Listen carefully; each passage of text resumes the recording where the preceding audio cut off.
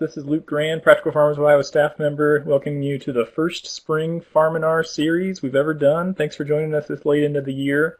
Luckily, we've had a good frost still in the soils, but we've been able to keep farmers' attention a little longer this year than the last couple of years. But thank you all for joining us. You know, we're all here because we care about some common things. We care about families on the land. We care about profitable agriculture, and not just profits, but ecologically sound practices and community-enhancing approaches, so we can have great, vibrant communities across our state. Here's a photo from one of our member farms near Harlan, Iowa, one of our longest members of Practical Farmers of Iowa, the Roseman family near Harlan. And another great long-term member, the Madsons, again from western Iowa. We care about families and farmers because that's what's really important to our state. Over 20 million acres of corn and soybeans in Iowa. And it's a really important, not just industry, but community source of incomes and whatnot. So we really wanted to call attention to those great long-term members that have been really important to our organization's development over the years. And like I said, here we are talking about ecologically sound practices. Cover crops are an exciting area to look at for folks who are interested. And we also care about the community. You know, we care about getting people together.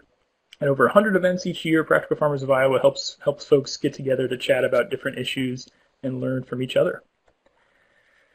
Because we all care about the next generation. I see Tori Wilson just logged on there from Northwest Iowa. His next generation is wonderful and just growing each year, it seems, and great folks up there in Northwest Iowa. Hope you all get to meet the Wilsons someday. They're a joy. Okay, here we are, the first of our 3 spring Farminars and cover crops, and is what we're going to talk about tonight. But do join us for next week and the week after for 2 more Farminars to learn from farmers on a variety of different great topics before planting season. If you've never been on a Farminar, here's our quick process. We do quick introductions from folks and let people know, who's chatting and where they're from, and what kind of their background is. And we'll have a great discussion from the speakers, and do add questions. That really adds richness to our discussion tonight with folks add questions in the chat box. We will reserve 20 minutes at the end for questions, and we'll conclude promptly at 8:30. I encourage everyone to join Practical Farmers of Iowa. If you're not a current member, it's a really great organization to belong to. And for just $20 a year for students or $50 for the whole farm, you can be a current member of Practical Farmers of Iowa and get a bunch of great discounts to our events, as well as delivered to your mailbox great publications that feature farmers as leaders, like the Practical Farmer, our newsletter that we distribute every quarter, and our Field Day Guide, which we'll print and mail to your mailbox in May.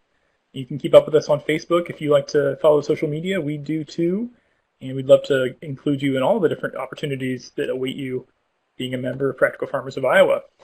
I want to also call attention to a couple great events coming up this spring, and all of these are linked. You can click on your screen any of those that interest you, and you can go right to our calendar page on our website and read more about these opportunities. But you can learn from farmers about cover crops. Sarah Carlson's touring around the state with a bunch of other great folks, partners at Iowa Learning Farms, who want to get together and just learn more about how we can use cover crops here in Iowa. Some great experiments, and maybe Sarah can talk a little more about those if there's questions later on tonight.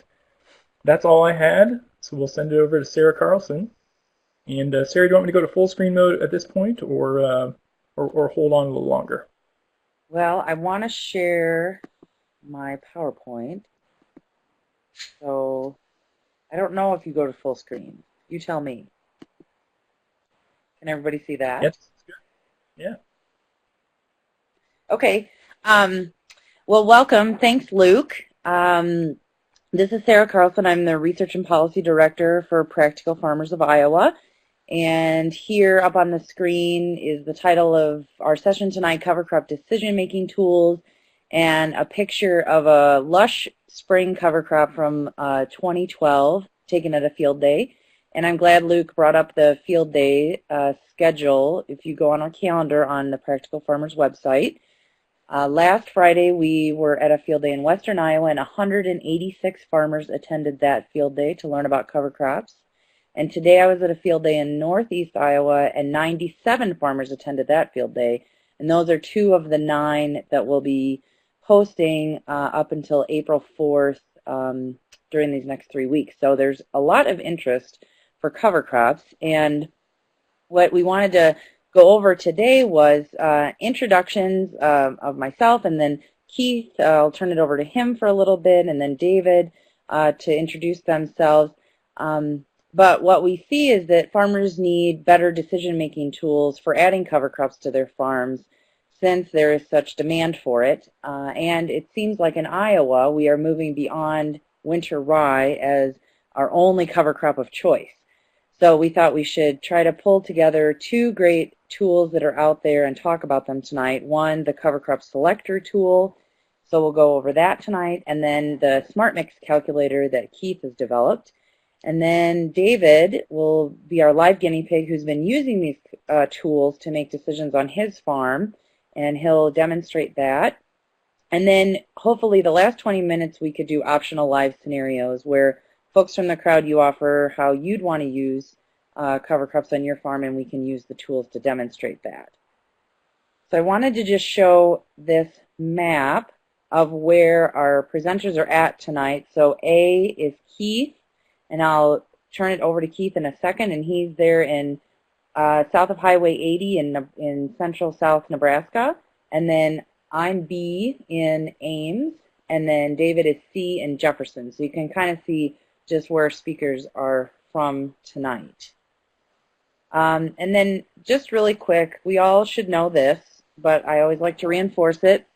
The benefits of cover crops, especially water quality, is a big issue we have here in Iowa, and the Department of Agriculture from Iowa has taken good leadership to request and maybe push farmers to get a 45% reduction in nutrient runoff. And when cover crops are added to a farming system, they can reduce, on average, 28% of nitrogen running in tile lines, 50% phosphorus reductions. They can cut soil erosion in half, and they can improve water infiltration. And this is because during the cropping season, we have the greatest loss of nutrients. I mean, outside of the cropping season, we have the greatest loss of nutrients. And as we can see there, in winter and spring, when our soil is mostly uncovered, we have large amounts of precipitation. And then during the summer, we have corn and soybeans growing on the ground. And usually we don't have large amounts of rain in that time period. And then in the fall again, when we harvest our crops, we have another window where nutrients can leave our fields. So a great infield practice is cover crops. But we need to make sure that we are selecting the right ones. So now I want to turn it back to Keith to introduce himself. Luke, should I just do stop sharing? Okay.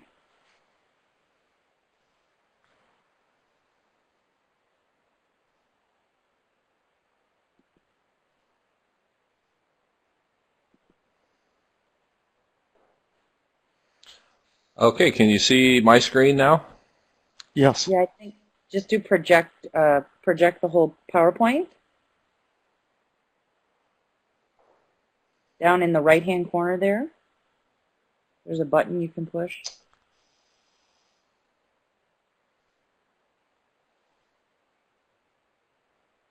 How's that look? Perfect. Yep, that's great. Okay, well, hi everyone. I'm Keith Berns from South Central Nebraska. Here's a picture of my family. We've kind of got them spread out. My wife and I have 7 children, and 2 of them are married and 2 of them are still in diapers. So we stay pretty busy on a day-to-day basis. My brother and I farm about 2,500 acres in South Central Nebraska, like Sarah said. And right here is where we are, just south of Hastings. We've been all no-till for on some of our ground for 20 years now, and all of it for approaching 15 years. This is pretty typical residue that we plant into. This is a picture of the air seeder that we use to plant soybeans, and as well as the cereal crops, rye, triticale, and all the cover crops as well. There's a quick shot of our planter, and this is typically what a lot of the cereal crop stubble looks like. We use a stripper head, so we have a lot of tall stubble that we get to plant our corn into. A few years ago, we also started a cover crop seed business, and it's grown quite quickly. I just wanted to show you a few pictures of some of the facilities. This is our main building that we put up just a couple of years ago, and that's a picture of our mixer. It's nothing big or impressive, but we ran over 3 million pounds of seed through that little green mixer just last year, and so far this year we're already up to over 700,000 through that thing just in February and the first half of March. So the demand for cover crop seed, and especially cover crop seed mixes, is certainly growing, and so we're scrambling to try to keep up with meeting the needs. So we put up another building this last year just for warehouse space. We can store around 2 million pounds of bagged seed in here in preparation for either getting mixed or getting ready to ship out. I also want to just bring your attention to our spring field day we're having next Tuesday. Ray Archuleta from the National NRCS Soil Health Team is going to kind of be our keynote speaker, but we've got a number of good speakers. We're focusing on soil health. Of course, Ray Archuleta will be speaking about that, but we're also going to be talking about farm-produced biofuels, which is kind of an exciting topic. Elwin Beck from South Dakota is going to be talking about how farmers can produce their own biofuels on the farm, primarily from either sunflowers or canola. And then we'll have some soil pits. We'll take some tours of cover crops growing outside if weather allows, and some things like that. So if you're interested in that, just go to our website, greencoverseed.com. All the information about that is right there. You can register online. The cost is just $20 to kind of help cover the cost of food and stuff. So if you're interested in that, go to our website and you can get all the details about that. And like Sarah said, in a little bit here, I'll be demonstrating the SmartMix calculator. This is a tool that I've been working on for several years. I call this version 2. It's the second major release of this that I've had. Probably spent thousands of hours in developing this, it seems like anyway. But it's a pretty handy tool. We use it all the time in helping design cover crop mixes for people. So that's kind of what I'm going to be talking about. I do want to show a little video that we made, because it gives a good explanation of kind of the passion behind what we do here at Green Cover Seed. And so I'm going to try to play this YouTube video. If it doesn't work very well, you can go to YouTube and just type in Green Cover Seed, and this will be our little video. So I need to hold my microphone right next to my speaker and see how well this works. So here, we'll give this a shot. In the beginning, God created the heavens and the earth. And on this earth, He created soil, rich in nutrients and teeming with biological life. And into this soil, God placed plants of all types. These plants were designed to grow in communities and ecosystems, gaining stability and resilience through diversity and cooperation. Our high plains prairies grew and thrived for thousands of years, creating deep, rich soils and supporting life of all shapes and sizes. When the prairies were broken for food production and the plant life reduced to seasonal monocultures, the soils continued to be productive for a time. But as the organic matter was used up and the topsoil became eroded and degraded, productivity dropped, and more of the prairie was broken and converted to monoculture cropping. Eventually, the soil was lost and degraded, to the point where production could only be maintained with the addition of commercial inputs. God created the heavens and the earth, and on this earth He created soil. The soils continued to be productive for a time, but as the organic matter was used up and the topsoil became eroded and degraded, productivity dropped, and more of the prairie was broken and converted to monoculture cropping. Eventually, the soil was lost and degraded, to the point where production could only be maintained with the addition of commercial inputs, fertilizers, and herbicides. And add we did, using more and more inputs to replace the soil's natural fertility. Advances in technology and inputs have allowed for crop production increases, But this high-input, low-diversity, monoculture farming did not heal or restore the land, and the degradation of our soil resource continued. But there is hope for the preservation of our land and the restoration of our soil. Organizations like No Till on the Plains and visionaries like Ray Archuleta, Jill Clapperton, and Adamir Caligari, and pioneers like Gabe Brown, Gail Fuller, and Dave Brandt are leading the way in this most important of restoration.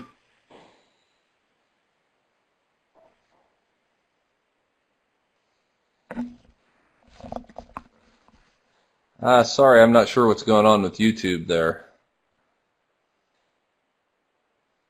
Well, I guess you'll have to log into YouTube and watch the end of that yourself. I'll see if we can get that fixed and maybe show the end of it a little bit later on. But Sarah, is there anything else that you want me to talk about right now, or should we turn it back to you? I think this is great. Why don't we switch over to Dave now, and he can introduce himself.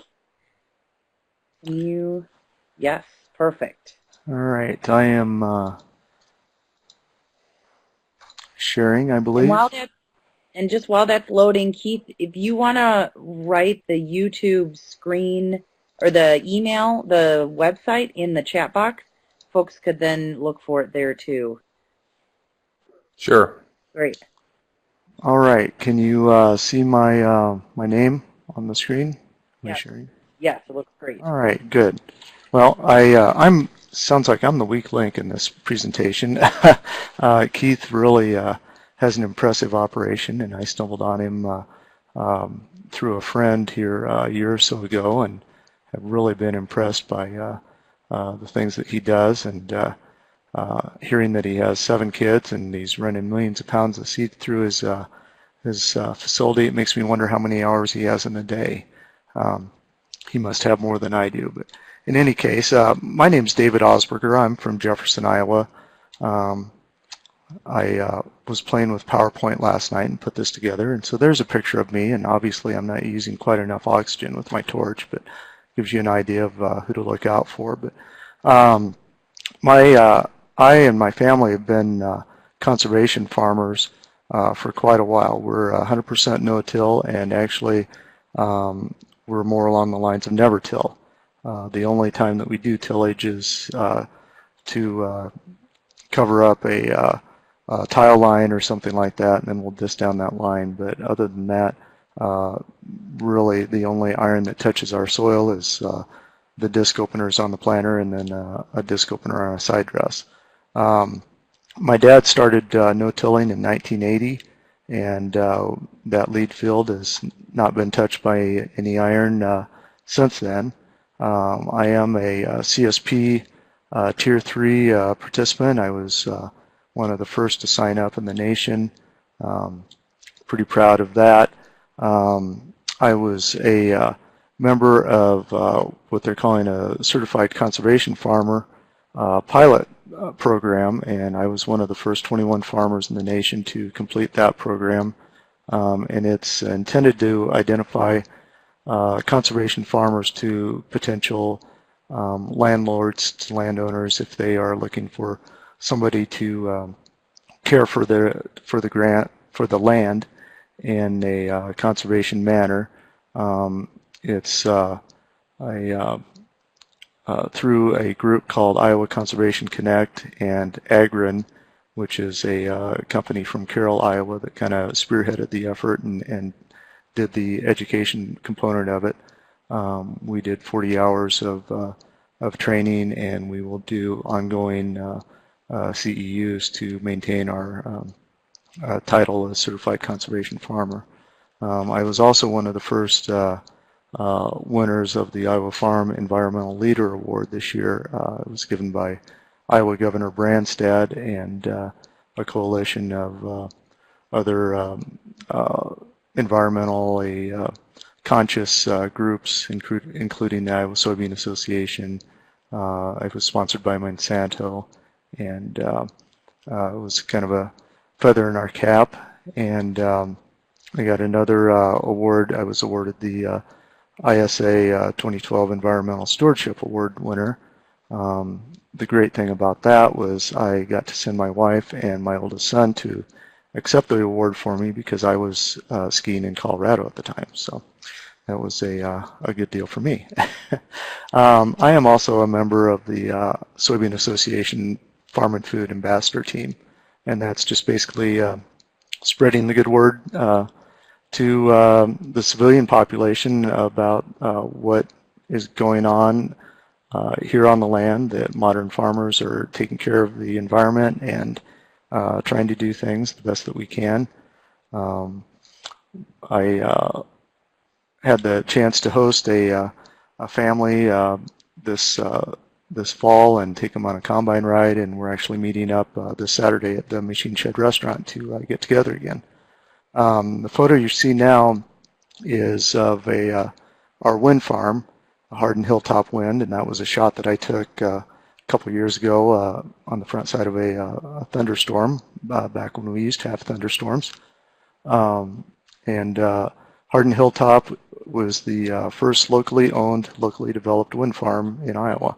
And when we built it here in Greene County, there were cars lined up around the gravel roads just watching people work. And one of my favorite stories was the steel workers, these big burly guys, saying, "Don't you guys have any movie theaters or TV or anything else to do in this town besides just watch us work?" But in any case, that was a lot of fun to be a part of that, and it's been an interesting process. My cover crop experience is I'm a fairly new convert, or experimenter anyway. During the summer of 2010, there was I got a call from my local NRCS agent, and she told me about this new EQIP program, and I was able to sign up to have some of my expenses defrayed by participating in cover crops. And so that first year we aerially applied rye on both the corn stalks and the bean stubble, and as Sarah mentioned earlier, that was kind of the go-to plan at that time. And I learned the following spring the rule about picking your day on which day to spray that rye, because we ended up spraying it a couple of times to finally kill it. And I believe that the initial spray was on about April 8th or so, 8th or 10th, and we'd had 3 beautiful warm days.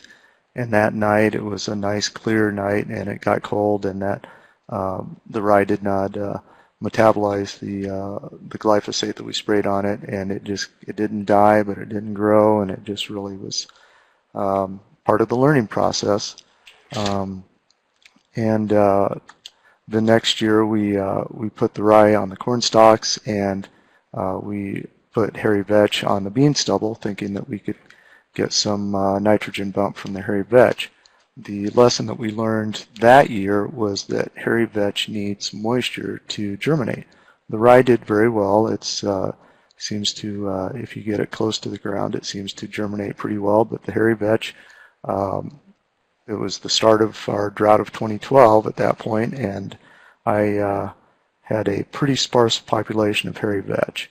The stuff that did germinate and survive did very well, but I think I probably was talking about a population in the dozens or maybe hundreds per acre.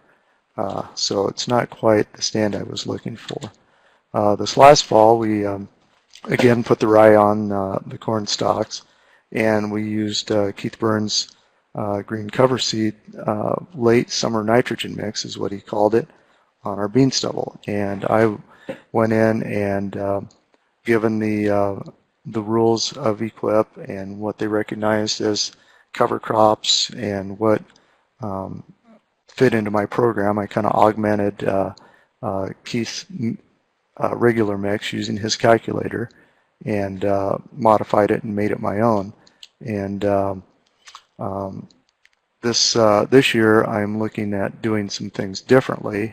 I'll show you my mix here in the next slide, I guess. But this next year I'd like to, I think one of the challenges of cover crops is that you're making a decision before you harvest your cash crop for the following year. And so you have to, it is certainly a management thing, and a guy really has to pay attention to what's going on and keep your eyes and ears open, and maybe try to innovate or use your crystal ball, because it is a bit of a guessing game, because you are trying to look ahead at something that hasn't happened yet. The mix that I used this year had common vetch, hairy vetch, red clover, some oats in it, pearl millet, nitro radish, and Ethiopian cabbage, and Keith also included inoculants in it. And some of that did overwinter, some of it will not. This is a picture that I took in early November, and we can have Keith talk about what's in here. I believe that this is the Ethiopian cabbage, and this is some vetch, and this is some of the oats. What's interesting, or what's neat about this picture, is this is bean stubble. You can see all the bean trash here, but you can also see the corn cobs and the stalks that were left over from the previous year. And if you would scoot that trash away, you'd probably find some stalks and some stems from years previous. So really have a lot of organic material on the surface of our ground. But I think that it's like looking at the ocean. What you see on top is nothing compared to what's going on underneath, and I agree with Keith and Sarah when they say, this is really a management deal for erosion and soil health, and there's so many good reasons to keep using that. Let's see, this next shot is a picture of the corn stalks with the rye growing in it, and we seeded that in the first week in September, and we just dropped it down. I was fortunate enough to get a little bit of a rain. I don't think I had 1/4 inch on it, but it was just enough to get it going. And you can see across the road where this telephone pole is, there's a county road there, and across there's more cover crop seeded over there too. And here's a field that does not have cover crop on it, but it's really neat when the whole world is brown and you pop over a hill and all of a sudden you see this nice green field. It just really makes you feel like there's something going on. Sarah asked, David. Yes. David, I thought that was actually a pretty good stand. When did you fly that on? That was the end of, or the beginning of September when we did that. I believe it was September 7th or 9th. Nice. That did well. Yep. And then this is a picture. Sarah asked us for a headshot, and the first one that I came on was a drawing that my daughter did of the time that I beat up the wolf. And the thing I like about that is that, when the wolf tore my shirt off, it exposed my six-pack abs. So I just thought you guys probably need to see that. So anyway, that's my introduction, I guess. Okay. Now I'm going to go back. Okay, can everybody see my PowerPoint again? Okay, so why do we need a selector tool? Can everybody see that on the screen? Okay, great. Yeah, now it's up. So there are numerous possibilities for cover crop species that we could choose, even in our cold tundra of Iowa.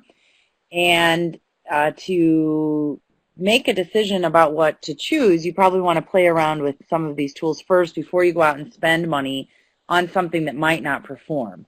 And then the second thing on this list is there's confusing information. So there's a lot of information right now about tillage radishes and crimson clover and maybe some species that are new to us in Iowa, and we don't have a lot of experience with them. And sometimes the information can be confusing on whether those species will actually work in our climate and with our cropping system. And every state and every county and every rotation is different. Climate varies. We all know that. So we want to make sure we are choosing the right seeds for our system. And then cover crops are really in that small planting window, either flown into the standing crops or drilled after grain harvest, typically towards the September, October, November time of the year. For folks who are following small grains or even an early corn silage or seed acres, there's a lot more opportunities, and we'll see that how the tool shows that when I demonstrate it. But the majority of the acres in Iowa are going to be that small planting window. And then experience in Iowa is limited. We're only now reaching 100,000 acres of cover crops across the state, and that's really quadrupled in only the last 4 years. So we're really new to cover crops in the state. And the selector tool right now is just to provide our best estimate at this time, and then this is a way for us to hopefully improve information as we learn more over time. So this is an example of possibly confusing information. So we hear a lot about ryegrass, and we hear a lot about cereal rye, and these are two pictures. The one on the left is ryegrass, and the one on the right is cereal rye, and they were both taken on April 2nd, 2012, and they had been hand-seeded into standing soybeans. And what I wanted to show about this is that there are very different performance of these two cover crops in the state. And so if you were expecting to see large amounts of above-ground growth in the spring, you would not get that with ryegrass in our conditions. And ryegrass, at least in our experience, typically doesn't even overwinter, but the winter of 2011 to 2012 was very mild. So that just shows how these things are very different, and so we want to make sure these tools can help us determine which species we should be choosing for what benefits we ultimately want. So this is a picture of the Midwest Cover Crops Council homepage, and they're a coalition of these state organizations, nonprofits, universities, agribusiness associations that are all working together to get cover crops on the ground. And they started developing these cover crop decision tools, and I was a part of the group who developed the one for Iowa. And there also is now a one for vegetables that is just for Michigan, but you could test that one out also. So if we just look at the plant hardiness zone of Iowa, you can see that there's dramatic differences across the state, and this is a map that we started using to determine how we would decide where the different species would shake out in the selector tool. And just to reinforce that, if we look at differences in fall dates of 50% probability of a 28-degree Fahrenheit frost across Iowa, comparing Lyon County, which is the far northwest corner, to Lee County, which is the far southeast corner, there's 22 days difference in when we hit when there's a 50% chance of a 28-degree frost. And so that really influences where and what cover crops we should be using.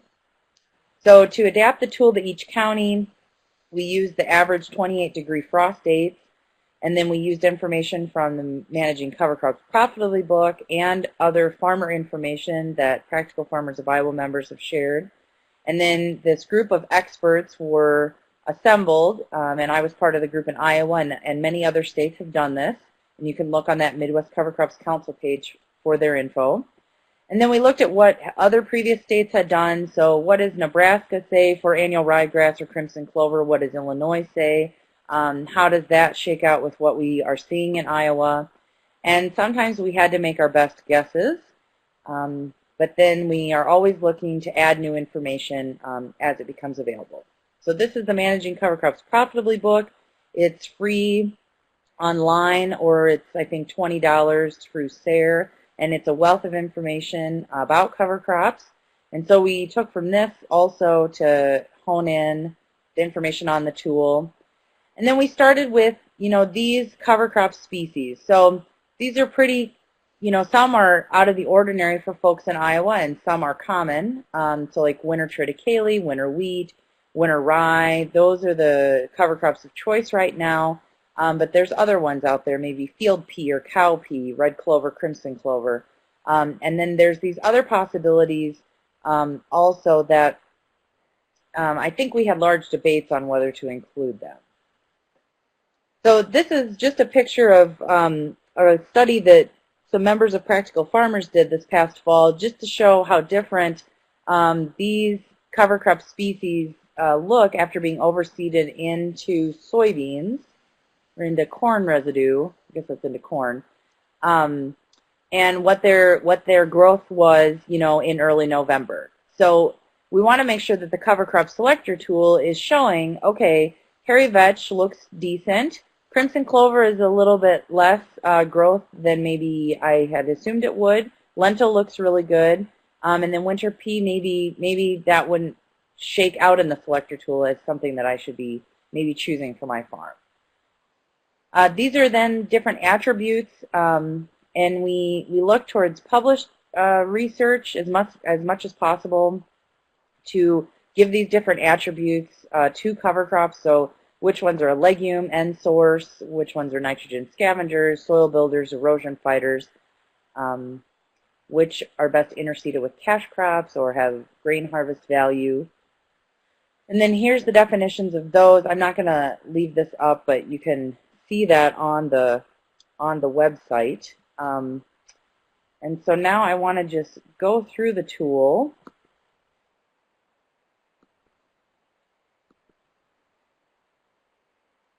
See if this is working here. Hold on. Okay, so to get started, you would go to the Midwest Cover Crops Council webpage, and let me just start even a step back here. And then you could scroll down to the Cover Crop Selector Tool. Oops, not the Innovator Profile, excuse me. Selector Tool. And then again, here is the Field Crops tool is up here, and then the Vegetable tool is down here. So we'll go to Field Crops. And then, Dave, why don't we do your farm? So we'll select Iowa. I'm in Greene County. And then let's do corn grain. And typical planting date for corn grain where you live? Well, I'm no-till, so I'd be like Okay. April 20th. And typical harvest. Okay, so before I fill in the harvest date, I just want to show folks. You can see down here, the cover crop species are along the left side here, the different ones. And then there's dates across the top. And the green bars show that there's reliable establishment of, let's choose winter barley is the first one here, of winter barley between August 15th and let's say probably September 20th or so.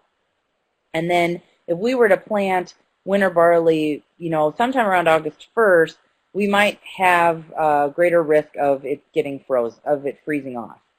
And then for frost seeding, the red bars, this is showing that alfalfa, red clover, white clover, sweet clover, these ones might be good candidates if we were going to do frost seeding. So you can kind of see it takes you across the calendar year here. Now, if we put in our harvest date, so what's a typical harvest date, Dave? Oh, let's say October 15th. Okay, so now you're going to see the blue area come up, and that shows that cash crop growing period is in effect over this area, and this requires aerial seeding or interseeding of a cover crop. And so now this takes the numbers of choices that we have.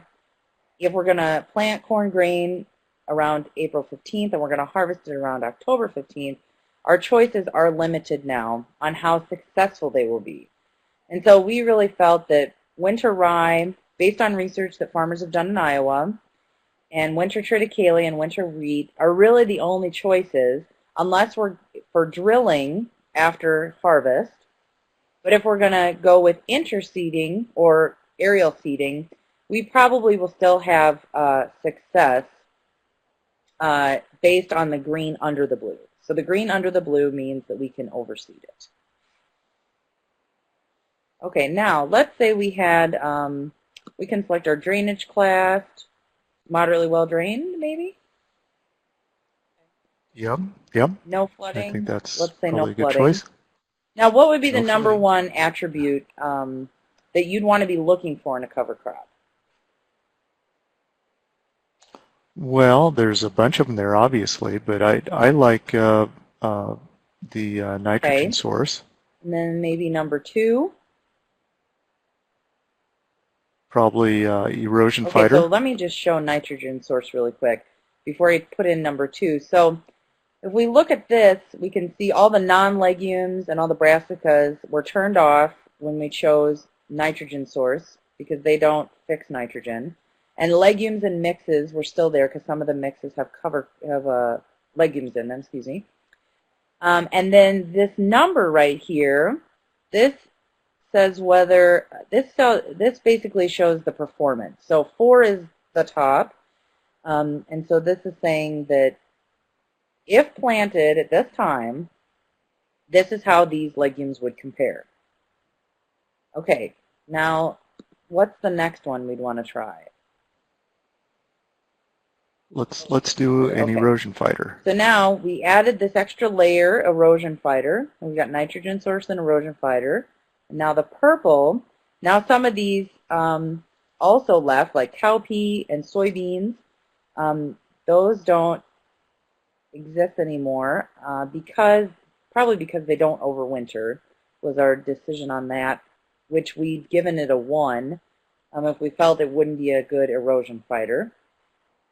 Okay, then the last one, if you want to pick a third one. How about Okay, quick growth? yeah. And that's tricky for those see what that legumes. looks So, like. okay, now we've got quick growth in there. That's the dark purple. And our choices are even more limited.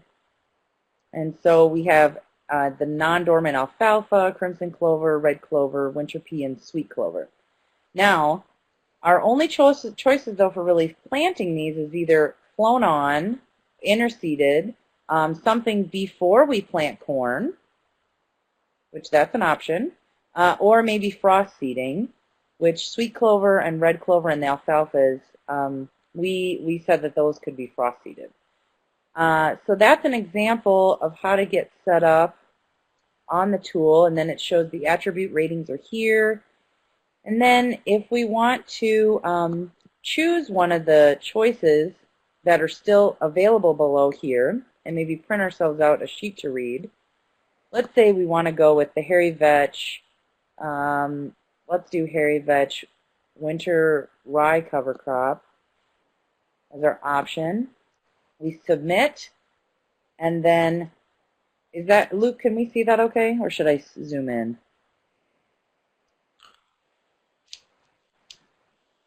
You could zoom just a little bit, I think.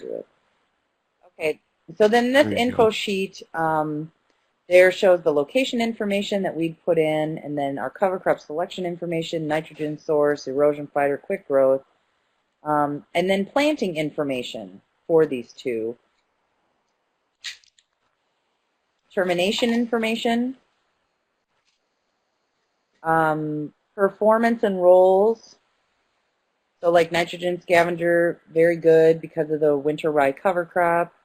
And then where you can find additional information, potential disadvantages, potential advantages, and then cultural traits. So that's one example of the cover crop tool. And Now, if I wanted, Sarah, if I wanted to go back and say, let's get rid of that quick growth and try a good grazing or a weed fighter, can we do that without starting all over? you can just switch the drop downs, and you could even, if you wanted to prioritize good grazing, you could just even let's see if we put this here. Oh, we have to turn it off here. So we turn it off here. And then good grazing should be an option again. So we want a good grazing and an erosion fighter as our attributes. Then a set of different cover crops pop up. Now, we know this probably isn't perfect where it is right now, but it's a good start. And we're hoping that as we do more testing on farm of these different cover crops, that we can, refine this information. One last thing I'll show before we move on to the SmartMix calculator, which, just really quick, if we submit here, this shows us some of the planting information, which I think is a good way to move into the SmartMix calculator to see, okay, well, what if we didn't want to do exactly these mixes, or we wanted to just learn a little bit more and see this in a different format. The SmartMix calculator allows us to do that. So I think those two together work really nice. One other thing to show is just there's a whole set of other crops we could grow. So let's say we were going to grow wheat or small grain, and our planting date is maybe, let's say, the 5th of April, and our harvest date is much earlier, let's say July 22nd. We really change the opportunities that we have for a fall cover crop mix. So we hope that this cover crop tool will help folks realize that some things could be flown on, some things really need to be drilled. If we shorten up our harvest, if we have an earlier harvest because of what crop we're growing, then we'd have these other opportunities also. So why don't we move on now to Keith. Let me stop sharing. Let's talk about the SmartMix calculator.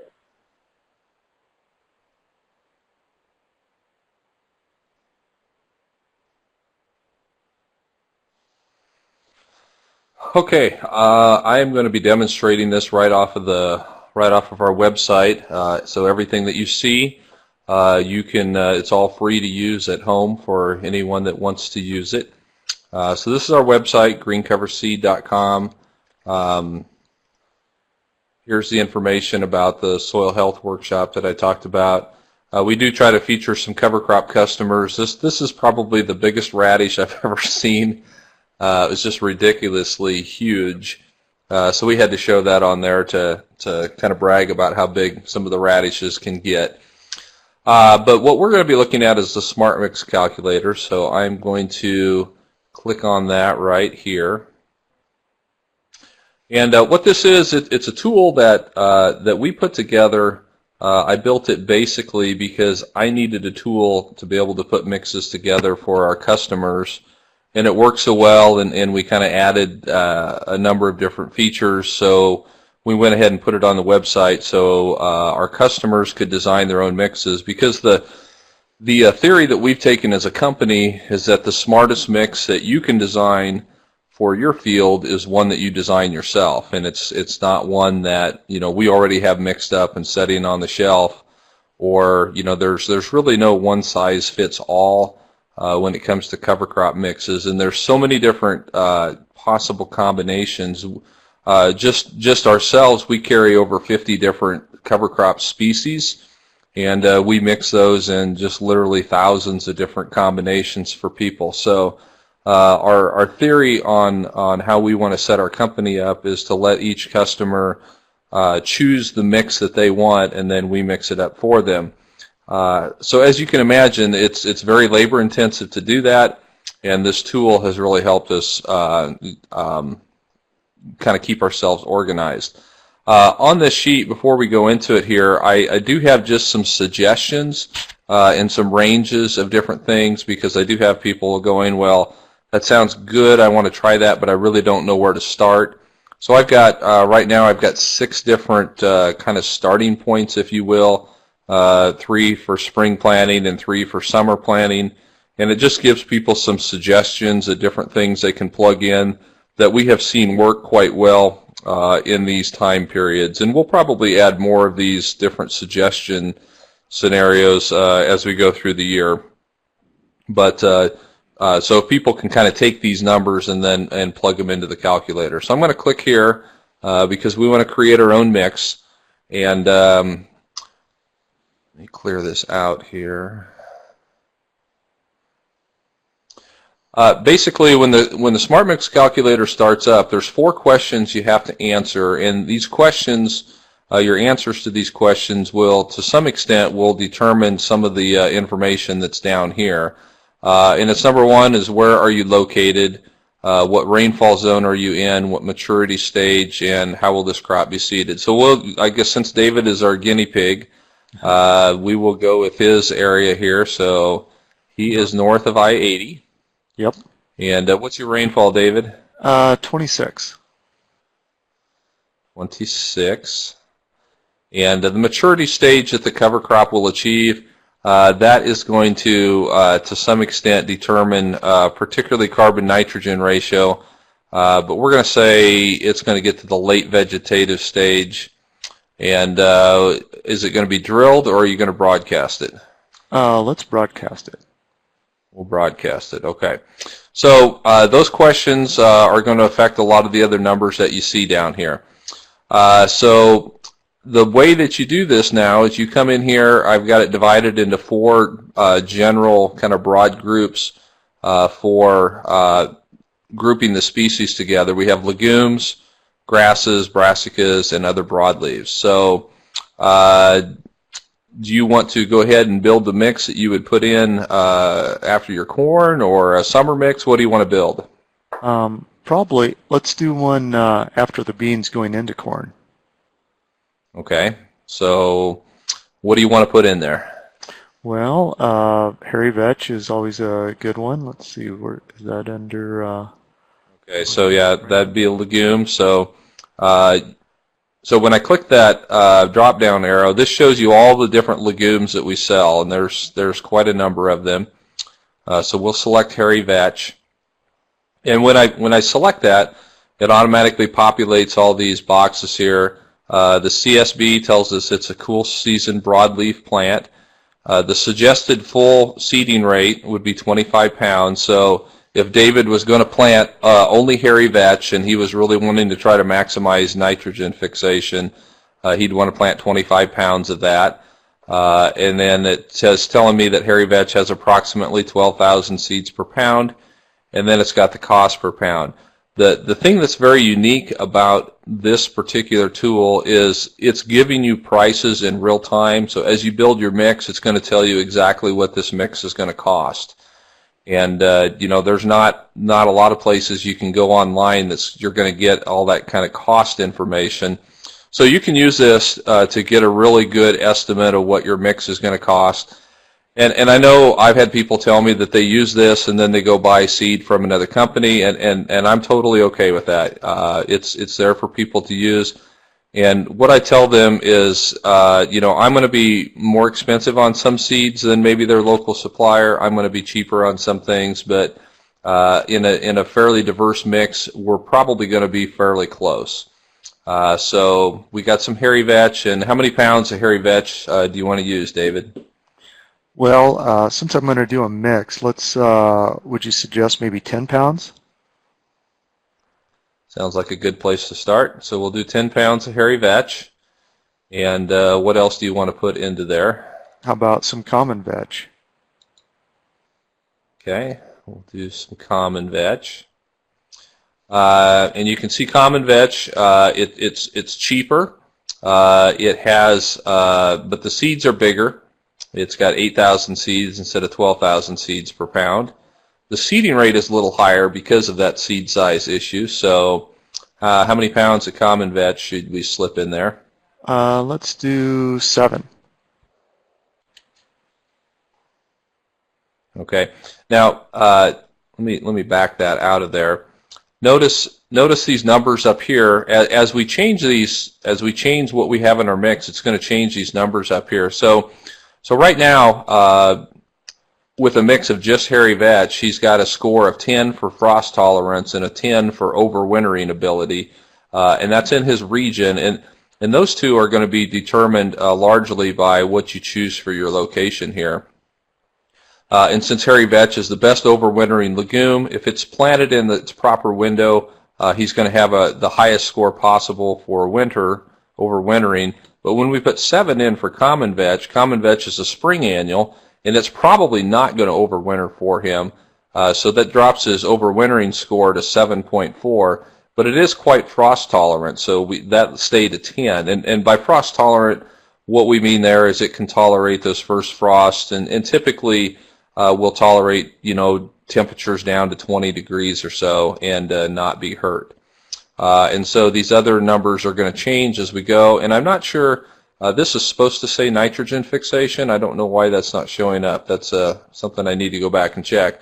But this is giving us a nitrogen fixation score, and these are all on a scale of 1 to 10. So the higher the number, the better that mix is for that particular category.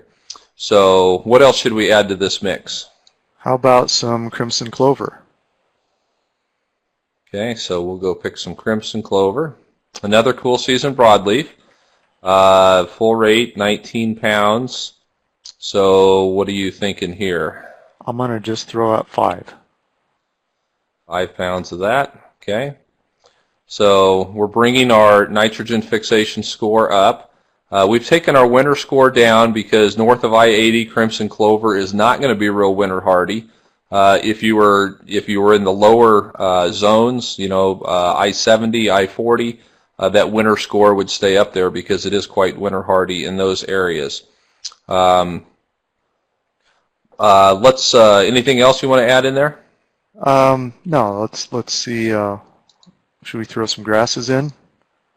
Yeah, want to put some. We'll put a little bit of rye in, and we'll do a little bit of Elbon rye, and a full seeding rate of rye. And these seeding rate numbers, they're going to be higher than what you normally might expect because we did choose broadcast, and so with broadcast, those rates are going to be higher than what they would be if they were drilled.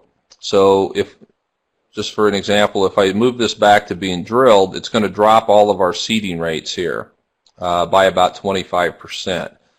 And also, the seeding rates are also based on what rainfall zone you're in. So if he told me he was in a 35-inch or higher rainfall zone, it's going to increase his seeding rates because he has the moisture on an average year to support higher plant populations. And conversely, if he tells me he's in a 15-inch rainfall zone, it's going to back all these seeding rates off because he's drier and we don't want as many plants out there using up the moisture. So that's kind of varying on that. And what do you think on cereal rye? How many pounds you want to throw in the mix? Let's do 40 pounds. 40 pounds, okay. All right, now when we start adding these other things, I want to kind of explain what these different columns for percentages go. I have a column for percent by weight, and that's obviously just what percent of the mix is hairy vetch by weight. Well, right now it's 16%. And then there's a percent by number of seeds, and then there's an effective percent. And the reason I have the effective percent is just simply an average of these other two. But take crimson clover, for example.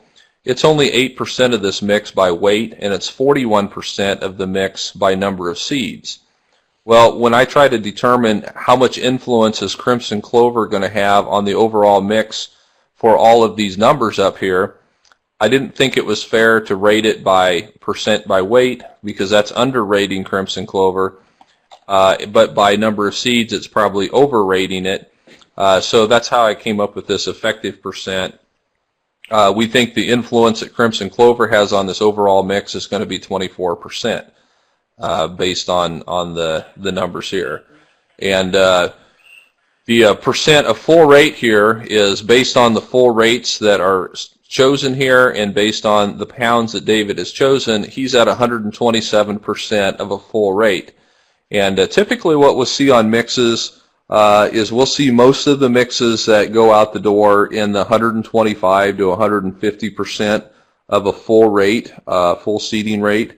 And the guys that are really concerned about making their mix be drought tolerant, they'll try to keep that closer to 100%. The guys that are really wanting to push maximum tonnage, like for grazing, they may be up above that 150% because they're really going for lots of plant density, and they want overall tonnage for either grazing or a hay situation. So this number here just kind of tells you where you're at in a full rate percentage, and don't panic if that's over 100. Like I say, most of what we see is 125 to 150. And also, when we added the rye in, this carbon-nitrogen ratio went from 15 to 29. And the carbon-nitrogen ratio, in my opinion, is the most important number of all these ratings up here. And the carbon-nitrogen ratio is simply how much carbon is this mix going to produce versus how much nitrogen is it going to produce. And the reason that that's so important is because that's going to be the main determining factor of how long that residue will be around or how quickly it breaks down. And so if your goal is to have a lot of nitrogen produced and let it release quickly for the next crop, then you want to keep this C to N ratio at about 22 or less. Because with C to N ratios in 22 and less, 20, 22 and lower, that residue is going to disappear fairly quickly, and that nitrogen will be released, it will be cycled, and the next crop can capture it and utilize it. If that C to N ratio, is in that 25 and on up range, then it tends to cycle slower. The residue will be around longer, and it will give you more long-lasting residue. So typically, it depends on what your goal is. Is your goal to produce nitrogen, or is it to produce residue? Because one kind of works against the other. And again, that's where the maturity stage of this cover crop is going to be important, because look what happens to the C to N ratio.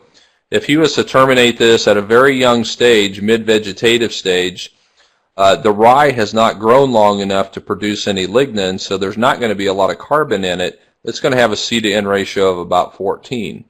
But if you would let it go to reproductive, or in other words, when the rye starts to head out, he's going to have a C to N ratio of 41. It's going to have a lot of this nitrogen tied up for a period of time. And with a C to N ratio of 41, I would not count on much of the nitrogen that was produced here to be available for that next corn crop. So if nitrogen fixation for that next corn crop is a goal, he's going to want to terminate that prior to heading, and we may even want to kind of back off maybe the amount of rye that we have, back that off some, and you can kind of play with these numbers until you get that C to N ratio about where you want. And again, these are all just kind of estimates, but what it does is it allows you to compare one mix to another. So you might say, well, what would happen if I change the amount of this, or if I increase the amount of that? It just changes these numbers up here, and you can kind of tweak the mix until you get the numbers about where you want them. And again, it all depends on what your goal is. Is it nitrogen? Is it grazing? Is it overwintering? The diversity is just giving you a score of how diverse is this mix, and it's not only taking into consideration how many different things you have in your mix, but it's also looking at how many different types of things. So right now, we've only got two different plant types in here. We've got cool season grass, and we've got a cool season broadleaf. So it doesn't have a real high diversity score because there's no warm season broadleaves or warm season grasses in here. And that's appropriate, because at this time of year, they just would not work. But if we were planting this the 1st of August, I could have all 4 plant types in there. They would work well, and I could have a diversity score of 10. And that's where the really diverse, the 8, 10, 12 species cover crop mixes can be planted. And that's where we really see some tremendous benefits to the soil when we're able to do that. The salinity score, I think somebody maybe asked a question about that. Salinity is simply high salt soils, and this is just saying how well will this cover crop mix perform in saline soils. And this one, 4.2, probably a little below average. There's several things you can put in there to get that score higher, because things like barley and yellow blossom sweet clover and sugar beets, things like that, will do quite well in the higher saline soils. I just want to show a few more things. I don't know how much time I have left here. We could add, we might add, since this is getting planted kind of late, we could maybe add a couple pounds of rapeseed. It's one of the, we'll maybe add 1.5 pounds. It's one of the most cold tolerant brassicas, will grow the longest into the winter, and we can kind of see what that does. Down at the bottom, what it's doing, there's a place you can put your name, all your contact information, and basically what this is for is if you hit this submit button right here, it's going to send all this information right to me in an email. And if you don't put your name in here, then I don't know who sent it in, which if you don't want to order it, that's okay. But if you want me to get back to you on any questions you might have, you need to put your contact information in. The other thing this is doing is it's telling you what the seed cost is. It's estimating how much the inoculant will cost, the mixing cost. If you want it in 50-pound bags, you can choose that here. It's going to give you a bagging cost, and then a place to estimate shipping. I don't have a shipping estimator working right now, and you can see that for 1 acre of seed, this is quite expensive, $73 an acre, because with 1 acre we have to charge quite a bit per pound for mixing just to cover the cost of getting that seed together. But if you were to type in 100 acres, then the mixing cost drops to 3 cents, the bagging cost drops to 3 cents, and the overall mix drops considerably. Now you're only at $4.80 an acre for the inoculant, the mixing, and the bagging. So like I say, all of the price information is in there, so you can kind of see where you're at. What is that mix going to cost you? You can kind of play with these numbers and kind of get them to where you want them to be. And it tells you how many pounds per acre you're going to be seeding right here, and also how many seeds per acre you're going to be putting out. And like David said, when he was doing his mixes through the, was that a CSP contract you had, David, on that? That was part of Equip. Equip, okay. Either through Equip or CSP, a lot of times they're going to be looking for how many seeds per acre you have, and they also may be looking at your percent of full rate. Here they're going to want that to be at least 100%. Now these suggested rates here may not match up to what the Iowa standards are. My next release of this cover crop calculator, I'm going to have a place where you can, if you can choose if you're in one of the government programs, and based on the state that you're in, I'm going to try to populate these suggested seeding rates to match up with your state's suggested rates, so then that this number right here, this percent full rate, is actually going to be what they're going to want to look at and say, yes, you've got enough seed out there to qualify for this program. So how are we doing on time, Sarah? Do we have time to explain more or take some questions? We have a few minutes, and then we have some questions already popping up. One, okay. Can I ask you a question? Sure, sure. One way that I've used this, and I don't know if I'm doing it right, but the seeds per acre, I thought, well, that would be a good way to know what our germination percentage was, like actual, you know, we broadcasted it into the standing corn crop, but how do we know how many plants to look for? Mm-hmm. And I would use the seeds per acre box to estimate that, you know, in square foot quadrats or something on the ground. Right. I'm just wondering if that sounds right, or, you know, what you would do to, because, like, how do we know that crimson clover would actually even be there? How do we know what to look for? Right. You know, it's a little deceiving on some of these clovers because the seeds per pound, you know, it's small seed, there's lots of seeds per pound. You know, the tag may say that it's got a germination of 85%, but especially when you're aerial seeding it, you know, that the effective germination is not going to be near that much. I mean, I'm not going to have 536,000 clover plants per acre out there. I'd love it if I would, and under ideal circumstances you might.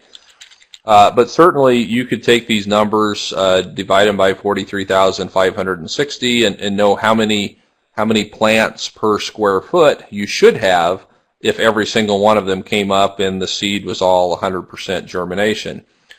Typically what you can probably figure 85% germination is probably going to be a pretty good average.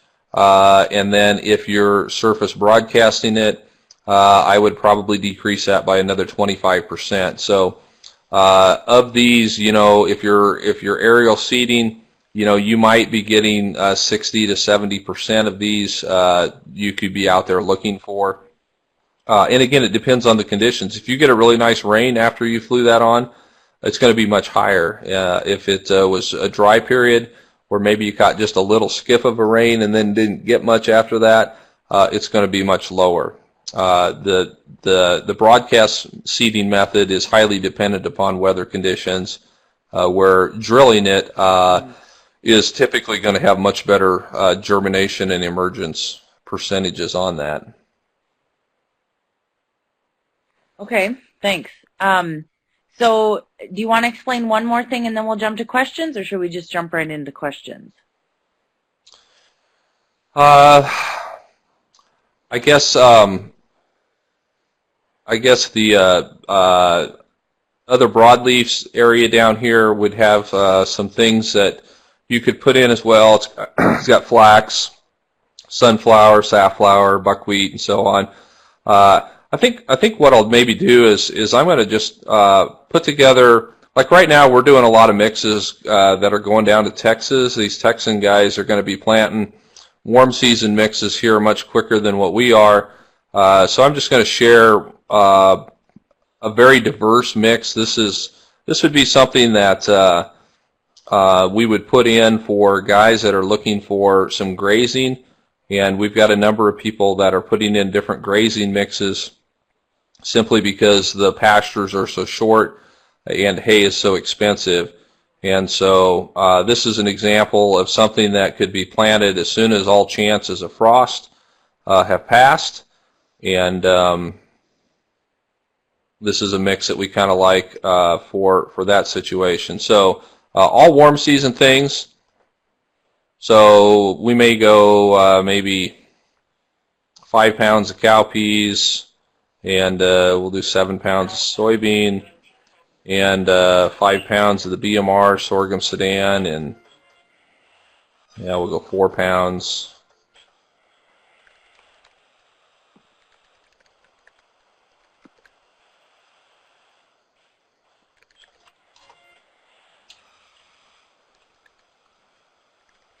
So you can see in a mix like this, I've got a lot more species. My diversity score has gone up to an 8.8. I've maxed my grazing score out because of the things that I've chosen are all excellent for grazing. They've all got really high grazing scores. I don't have much of a nitrogen fixation score, a 1.1. I'm not going to get a lot of nitrogen production out of this, but that's okay because that's not my goal. My goal is grazing in this particular mix. My C to N ratio is just about right on that edge, between that 20 to 22. That's pretty well balanced for a grazing ration. It's got a decent drought score. Most of the things on here have some pretty decent drought and heat tolerance. Not going to be very good for frost or winter. They're almost all warm season things except for the radishes and the collards. And it wouldn't do real well on high salinity soils. But this would be a typical mix that we would send out the door for a lot of guys after wheat harvest that are wanting good grazing, or guys that are going to be planting later spring, early summer for grazing as well. So that just gives you an idea of how we kind of use this to put together mixes. And then what I have here in my office is I've got other portions of this sheet that don't show up online, where I can take whatever I put into this and it generates mix sheets that we give to the guys out in the warehouse, and they basically just follow it just like a recipe, and that's how they make the mixes. And then there's also a sheet that gets generated that has all of the seed analysis. It will have where it was grown, it will have the germination, the purity, the test date, all of that information, and that will generate a sheet that we print out and put with each mix. That basically is the seed analysis tag for that mix. So that's how we use this tool, and it's available for anyone to use kind of however they want. So I guess we can open it up for questions now, or do you have something else that needs to happen first, Sarah? Well, let's go right into questions. This is for Keith and David. There was a question before about how pilots, or maybe with a high boy, but let's start with pilots, how would they actually seed these cover crop mixes, because the seeds are not all the same size, nor would they flow at the same rate. And I only have a limited amount of experience where I've seen pilots fly these things on in mixes, but I don't know if anybody's actually field checking, did all the hairy vetch dump out in the first pass, or is it really staying, suspended? And so what's your guys' experience with how well does it actually get flown on? And will they do it? The pilot. This is David. The pilot I've used has a hopper, and flying a load on, we're filling the hopper for him, and it's hooked to a front of a pickup, and his brother drives it right up to the side of the plane, dumps it in, and so I think the action of dumping it in the hopper, then dumping the hopper into the plane, kind of keeps things mixed up a little bit. That being said, I think Keith will agree that these seeds obviously have different sizes and different weights, and so they're going to fall differently. And it's an air. The plane that I've used is kind of an air induction deal. There's nothing mechanical about it other than just opening up the trap and letting it go, and then there's vanes that spread the seed. So it's probably not a perfect spread or a pattern for the seeds, but he's going at 80 miles an hour, and it's kind of I guess physics mix their own. What's your experience, Keith? My experience is a good pilot and a good equipment will have very uniform spreading even in a very diverse mix, and a poor pilot and or poor equipment will have a bad spread pattern with just one type of seed. A lot of it has to do with the pilot's experience and have they taken the time to try to calibrate their plane for that particular seed that they're doing. Certainly the more uniform the seed is, probably the better the spread pattern. I would be more concerned about different seed densities as opposed to seed sizes. And that becomes a problem if you're doing like annual ryegrass, which weighs about 24 pounds per bushel, and crimson clover, which weighs 60 pounds. You're just going to have a lot different ballistic patterns as those come out of the end of that plane. But for the most part, like a mix like this, there's small seeds, there's large seeds, and there's some seeds with in-between sizes. They tend to stay together. I would not worry about seed separation a lot. They are not going to be in that airplane long enough to have a significant amount of separation. The planes with newer metering equipment with the metering wheels, as opposed to just a gate that they open up half an inch versus 3/8 of an inch, those are much more accurate. And I think as more and more people go to aerial seeding, you'll see these pilots will invest in the better equipment. The pilots that we use around here are getting enough business to where they've gone to the higher dollar metering wheels. It's much like a seed meter in an air seeder, and that gives a much more accurate metering of the seed than just opening a gate like they might use for just a granular product. So a lot of it depends on the equipment.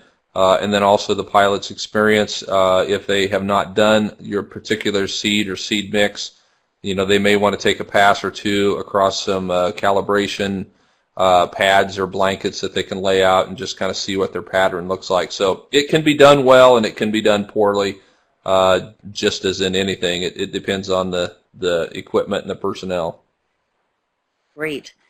Another question about would this cover crop calculator, or even with the selector tool, could that be used for cover crops in a peach orchard or with companion planting with corn? And then lastly was Mix's recommendations for poultry grazing.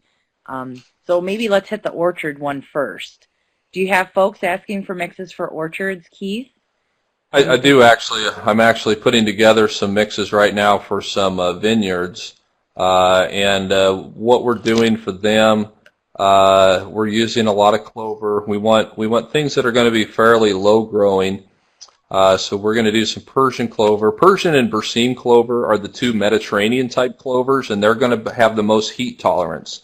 They're going to be very poor for cold tolerance, but they grow quite well in the heat. So this particular vineyard, we're going some Persian and some crimson. We're also going with some Sanfoin, which is a legume. It's much like alfalfa, except it has better heat tolerance. It's totally non-bloating for ruminant animals, and it's probably going to outproduce alfalfa in a single cut, but alfalfa will always beat it in a multiple hay cutting type situation. We probably aren't going to use a lot of the grasses simply because the grasses tend to be a little more competitive than what we might want in an orchard situation, and we're not getting any nitrogen fixation out of it. The one exception to that would be the recommendation on this vineyard that we were doing is they were wanting to put some German millet in. It's one of the shorter statured millets that are out there, and it also helps the soil release some, or it actually helps with potassium cycling. In this particular orchard, they were having some issues with potassium issues. So let me just change some numbers here. And then we were also looking at probably not a lot of brassicas. The brassicas are not they are not friendly or supportive of mycorrhiza growth, and that's pretty important for most of your grasses and your fruit trees as well. So we don't like to ever see anybody plant just straight brassicas because it is very and not necessarily harmful, but you're not going to see much mycorrhiza fungi growth in the soil, and it can depress the populations because there's nothing there to support them. We were also putting some flax in as a nice rooted crop that's going to have some good residue. And then I don't have it on here. I need to get it updated. I have some flower mixes. I've got like calendulas and marigolds and bachelor buttons and 4 o'clocks. And we were putting a little bit of that in there as an attractant for pollinator insects and to bring in the ladybugs and the bees and the wasps and things like that. And we'd also probably put a couple pounds of buckwheat in that as well. And this is something that could be grazed by sheep or chickens. We've seen both used successfully in vineyards or orchards to control the cover crop. And the crops respond much better to grazing than they actually do from a mowing. So something like this would be a fairly low-growing orchard-type mix or a vineyard-type mix. That's great. So one thing I was just looking over at the Cover Crop Selector Tool while we're getting our next question up, and so I look at, we don't have German millet on the list, but there's Japanese millet, and would we, Keith, be okay looking at the Japanese and pearl millet planting success to decide whether we could plant it in our climate and then going to your calculator, or because it's not German millet, we're... yeah, no, the millets are all going to be pretty similar. German and Japanese are going to be very similar, so I would have a high degree of confidence that that would translate over quite well. Great. Okay, so I saw another question here. Okay, she says thanks. So are there other questions out there? Other stuff for the other selector tool? Dave, something we missed from your system? What about the question? Well, Things you might be trying. What's that? I was going to say the only thing I might add is in my neck of the woods, we're still new enough with cover crops that the pilots seem reluctant to switch their planes over to the dry material or the dry spreading system until all chances of fungicide and insecticide are done. Fungicide's gone. And I would really like them to get going earlier. And also they like to do everything in one area at one shot. So while I might be ready to go, the neighbor who has 30 acres might be dragging their feet and slowing the whole process down. And I've got 300 that I want to spread. So it seems like we're kind of the new kids on the block. And once we start getting a critical mass, then maybe those applicators will be a little more flexible in their timing and their application methods. Yeah, I would agree. We probably, within a 60-mile radius, we've probably got 6 or 8 good pilots with good equipment that we can go to. So we are fairly fortunate. There is a larger service area here, and we have some options with the pilots. So Sarah asked two really good questions, and I think both of you can jump in on this. So what would be good companion or overseeding cover crops for traditional monocultures, like if this year's corn and next year I'm assuming is soybeans, Sarah, what would be a good cover crop to put in there? And would this be no-tilled with a split row planter or better seeded separate? So Dave, what would you suggest? Do you see those questions there on the left? Well, let's see here. I Keith? I guess I showed in my PowerPoint what I used this last fall, and that was bean stubble going to be planted to corn this spring, and it was all flown on by a plane, and I think we did that same September 9th date. Again, I wish I would have been able to get it on the second week in August. But in any case, yeah, it's all no-tilled. I put that on by a plane. My dream is to combine applying the cover crops with the chicken litter or compost that I put on as part of my fertilizer source.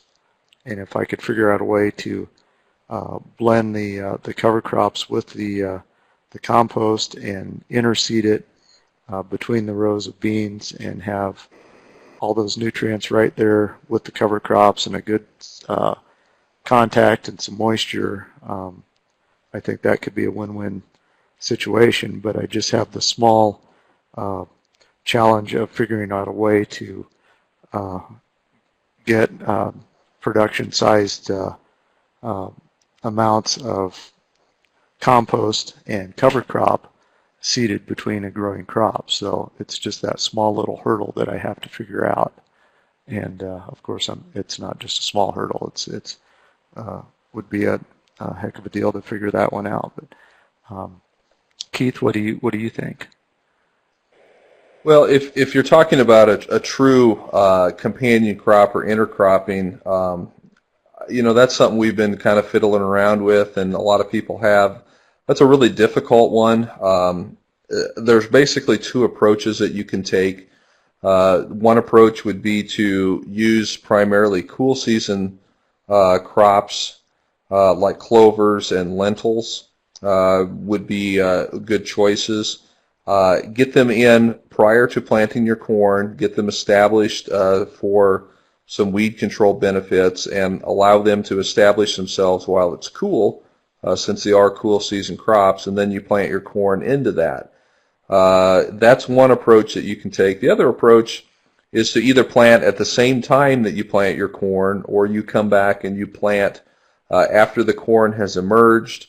And even I've got some organic customers that they'll plant their companion crop when they do their last cultivation pass. In that instance, you're typically using warm season things because the cool season crops are going to have difficulty establishing if they're not planted until middle of May or June. The heat just creeps up and gets them. At least where we're at now. The further north you go, you may have some flexibility there. So what we've seen work best is like the clovers. The other issue is whatever's growing there is going to have to grow in the shade, and most plants do not like that and will not thrive or have much success. So things like subterranean clover grow very well in the shade, and where you can get that established, it's done pretty well. But it hasn't always. We haven't always had the greatest success getting good establishment with that. And probably the best warm season things that we've seen used successfully are going to be cowpeas and a long group forage soybean, because they can grow tall enough. They kind of get viney. They'll stretch up to the top of the corn canopy in search of some sunlight, and so they can get some sunlight by growing tall. The concerns that you have, weed control is always a huge issue. If you don't have your field clean, you've really got no options to go in and clean it up without terminating your companion crop as well. So that becomes pretty difficult. And also, if you put the wrong things in, or you put them in at the wrong proportions, and you have a dry year, it will hurt your cash crop. There's just no getting around that. So I think the intercropping or companion cropping is an area that people will continue to experiment with. I don't know that we have a lot of answers right now. And the other thing is if you are in the federal crop insurance program, using these as intercrops or companion crops will disqualify you for federal crop insurance. So that's something to keep in mind as well, that you want to make sure if you're going to do this, do it on a small area or do it on a field that you're not going to be taking crop insurance on.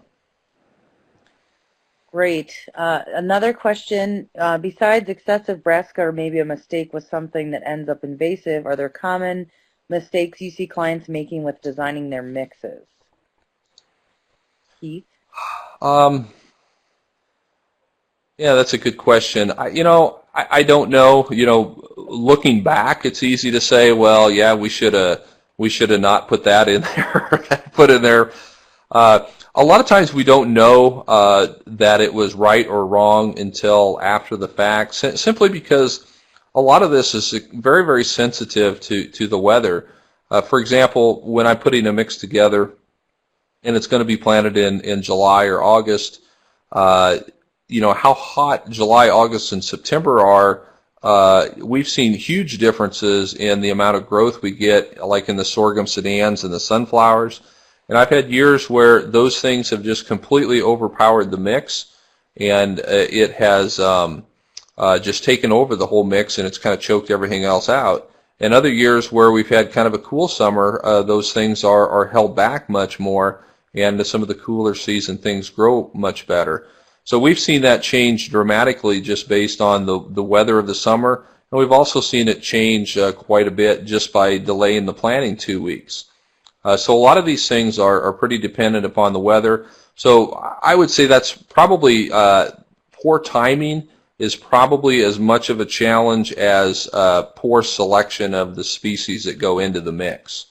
And a lot of times the timing is one that you don't really know if you did it right or wrong until after the fact, because you can't really predict the weather, as we all know. One thing I wanted to ask before we get to this next Facebook question, something following up with Sarah, we've seen that some highboy implement companies, like Heggie, for example, are interested in experimenting with these drop-down bars that have like a rolling basket on the bottom to do some soil disturbance when you'd be seeding the cover crop into the standing corn or beans, maybe, third week of August here. And I'm wondering, gosh, would the flow be right, and could we increase the diversity of our mixes and still be in the typical cover crop planting time, so not like a companion crop, but get the benefits of a diversity, because we'd have better soil to seed contact as opposed to just the plains where we're just broadcasting on the soil surface. And I don't know, Keith or Dave, if you've seen any of these machines or heard about them, or know if there's any, is that going to work, or what can we expect?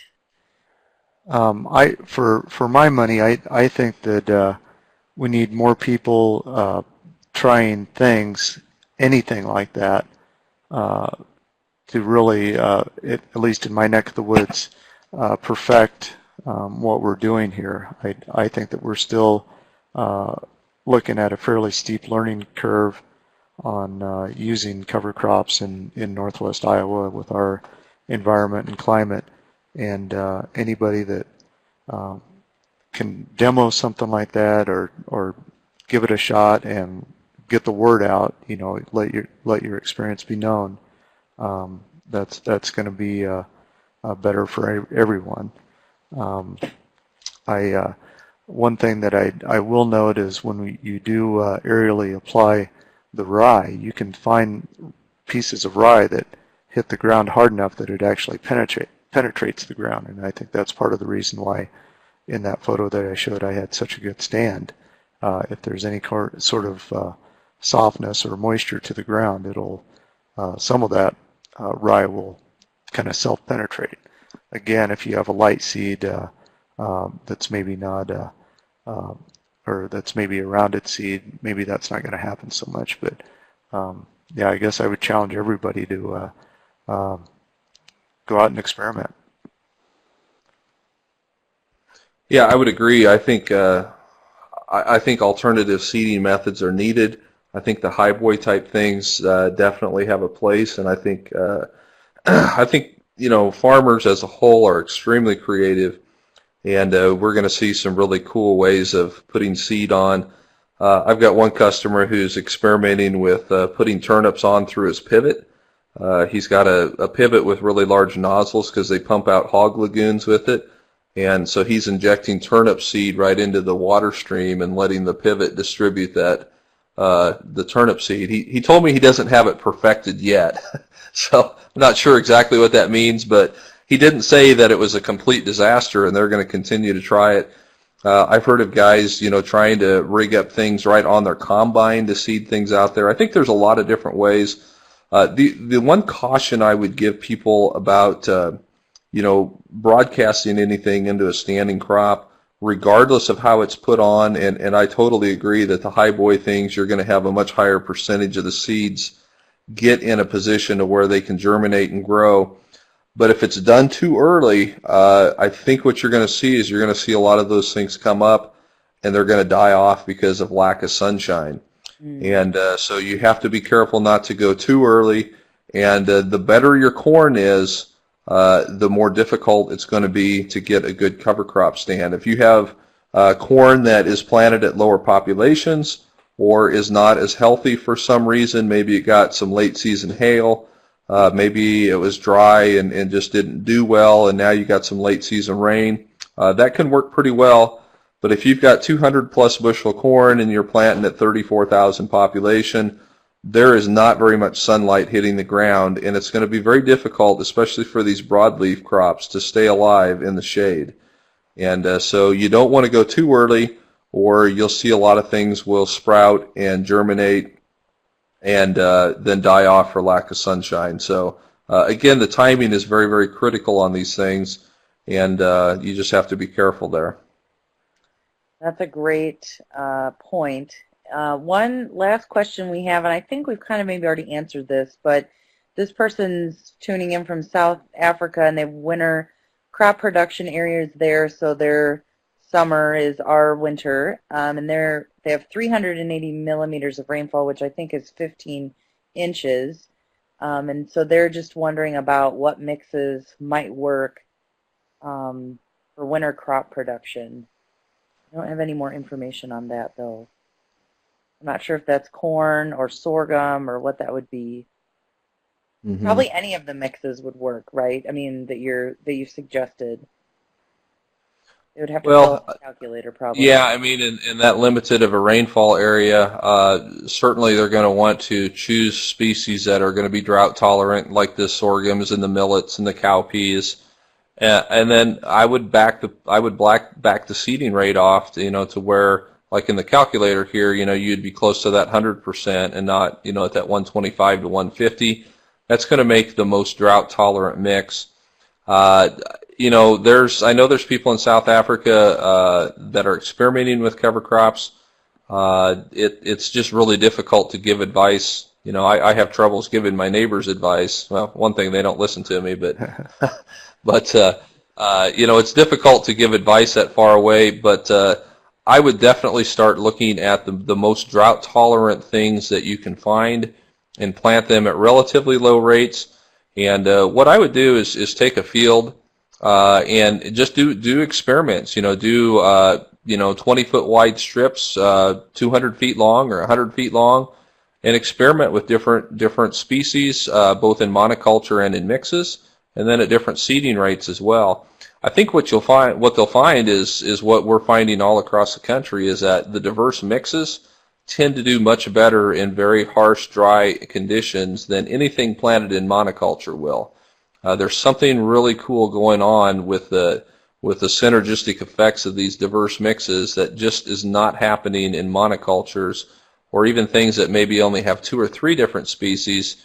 There's something going on. We don't totally understand it, but we see it time after time that the diverse mixes are just healthier and grow better on much less resources. So I would try a whole bunch of different things on very small scales because it's no problem to fail on a very small strip.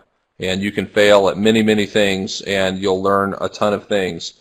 But to fail on 500 acres, you know, is a serious thing. So try it on 500 square feet instead of 500 acres and try 15 or 20 different combinations to see what works. That's how we got started. That's how most people are doing this, is just throwing a lot of things out there, seeing what works, and then try those again the next year along with a bunch of other things. Excellent. Great. Thank you all very much. I'm going to conclude, if that's all right with you, Sarah. Yeah, I was just going to mention, check out the field days that we have coming up, and if anyone wants to do on-farm research, like what Keith was talking about, we have lots of funds for folks to try out. Speaking of funds, thank you so much to our funders. We've had a bunch of great funders that make it possible for us to pay these excellent speakers for giving up their Tuesday evening. They're listed on the screen here on the right, but I will mention Ag Ventures Alliance, John Deere, Cliff Bar, the Ag Department of Land Stewardship, Iowa Ag Department of Land Stewardship, the USDA Specialty Crops Block Grant Program, and the Beginning Farm and Rancher Development Programs, USDA Risk Management Agency, and the USDA National Institute of Food and Agriculture. Thank you all for coming, and see you again next time on a new Spring Farminar next week.